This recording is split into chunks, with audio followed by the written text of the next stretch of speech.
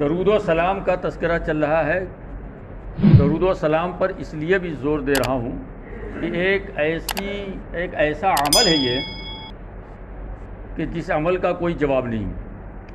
دیکھیے اللہ تبارک و تعالیٰ نے قرآن پاک میں کہا اے مومنو نماز پڑھو، لیکن اللہ نماز نہیں پڑھتا ہے. روزہ رکھو، اللہ روزہ نہیں رکھتا ہے. تمام عبادتوں کا حکم اللہ نے دیا، مگر وہ عبادت وہ اس لیے نہیں کرتا ہے کہ وہ خود معبود ہے. وہ کس کی عبادت کرے گا؟ سب اس کی کریں گے، وہ کس کی کرے گا؟ مگر ایک ایسا فعل، ایک ایسا کام ہے کہ جس میں رب کائنات بندوں کو حکم دے رہا ہے تم کرو، اور اللہ خود بھی کر رہا ہے. اب آپ بتائیے کتنی فضیلت ہونی چاہیے اس کی. وہ ہے درود و سلام. دن رات آپ سنتے ہیں اللہ فرماتا ہے ان اللہ و ملائکتہ یصلون علی النبی، بے شک اللہ اور اس کے فرشتے نبی پر درود بھیجتے ہیں. یا ایھا الذین آمنوا، لہذا اے ایمان والو تم بھی درود و سلام بھیجو. تو یہ ایک اتنا مبارک عظیم فعل ہے کہ جو رب کائنات خود بھی کر رہا ہے اور بندوں کو بھی حکم دے رہا ہے. لہذا درود و سلام سے کبھی تغافل نہیں برتنا چاہیے، غفلت میں نہیں آنا چاہیے، ہمیشہ درود و سلام پڑھتے رہنا چاہیے. یہی وجہ ہے کہ اگر کوئی درود و سلام کی کثرت کرے اور خلوص دل سے پڑھتا رہے تو انشاءاللہ اسے کسی دوسرے وظیفے کی ضرورت نہیں پڑے گی. یہ ہر جگہ کام آئے گا اس کو. صاحب مکاشفۃ القلوب تحریر فرماتے ہیں کہ اللہ تعالیٰ نے حضرت موسیٰ علیہ السلام پر وحی نازل فرمائی.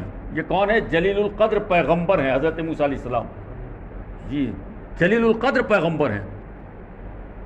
اللہ نے ان کی طرف وحی کی، حضرت موسیٰ کی طرف، کہ اے موسیٰ اگر تم چاہتے ہو کہ میں تمہاری زبان پر تمہارے کلام سے، تمہارے دل میں خیالات سے، تمہارے بدن میں تمہاری روح سے، تمہاری آنکھوں میں نور بصارت سے، اور تمہارے کانوں میں قوت سماعت سے.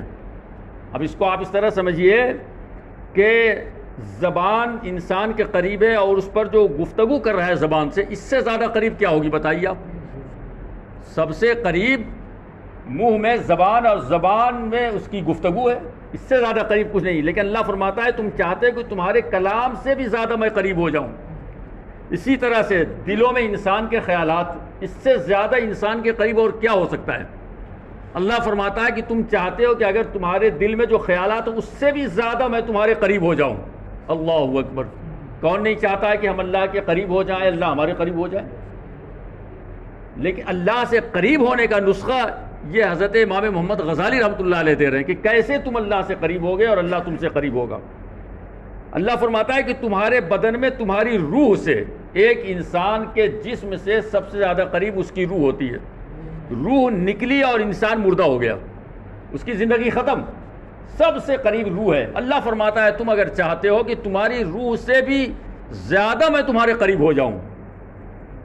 اسی طرح کہ تمہاری آنکھوں میں نور بصارت، آنکھوں میں جو نور ہے جس سے ہم دیکھ رہے ہیں، اس سے زیادہ قریب کیا ہے بھائی؟ آنکھوں میں اس سے زیادہ قریب تو کوئی ہے نہیں. اللہ فرماتا ہے کہ اگر تم چاہتے ہو کہ جو تمہارے دیکھنے کی طاقت ہے اس سے بھی زیادہ میں تمہارے قریب ہو جاؤں. اسی طرح کانوں میں قوت سماعت یا سننے کی طاقت، تو کانوں میں سننے کی طاقت سے بھی زیادہ قریب کچھ ہو سکتا ہے؟ کچھ بھی نہیں. اللہ فرماتا ہے اگر تم چاہتے ہو اس سے بھی زیادہ میں تمہارے قریب ہو جاؤں. اتنی سمجھ میں آ گئی بات؟ تو اب کیا کرنا ہے تمہیں؟ اللہ ارشاد فرماتا ہے تو پھر میرے محبوب محمد صلی اللہ علیہ وسلم پر کثرت سے درود و سلام بھیجو. اور یہ درود شریف اللہم صلی علی سیدنا و مولانا محمد معدن الجود والکرم وآلہ وبارک وسلم صلو علیہ صلاۃ و سلام علیک یا سیدی یا رسول اللہ صلی اللہ علیہ وسلم. تو حضرات اس درود و سلام کو ہلکا نہ جانے. یہ وہی ہلکا جانے گا جس کے ایمان میں کمزوری ہوگی یا بے ایمان ہوگا. اب آپ بتائیے کہ حضرت موسیٰ سے کہا جا رہا ہے. ہم تم سے ہوتا تو ایک بات بھی، حضرت موسیٰ علیہ السلام خود جلیل القدر پیغمبر ہیں کہ اللہ فرماتا ہے اگر تم چاہتے ہو ہم تم سے قریب ہو جائیں تو میرے محبوب پر درود و سلام بھیجو. تو جب ان کو حکم دیا جا رہا ہے تو ہمارا اور کیا ہونا چاہیے؟ اس لیے اگر کوئی آپ کو درود و سلام سے روکے تو خبردار اس کی بات میں نہ آئے. آپ اپنی عاقبت دیکھیں, آپ اپنی آخرت دیکھیے. آپ کو اللہ سے قریب ہونا ہے, اللہ آپ سے قریب ہونا ہے. لہٰذا آپ درود و سلام کی کثرت کریں, انشاءاللہ تعالی رب کائنات ہم سے قریب ہو جائے گا اور ہم اللہ سے قریب ہو جائیں گے. اور جب اللہ ہم سے قریب ہو جائے گا تو پھر دنیا میں کسی چیز کی ہمیں ضرورت ہی کیا رہ جائے گی.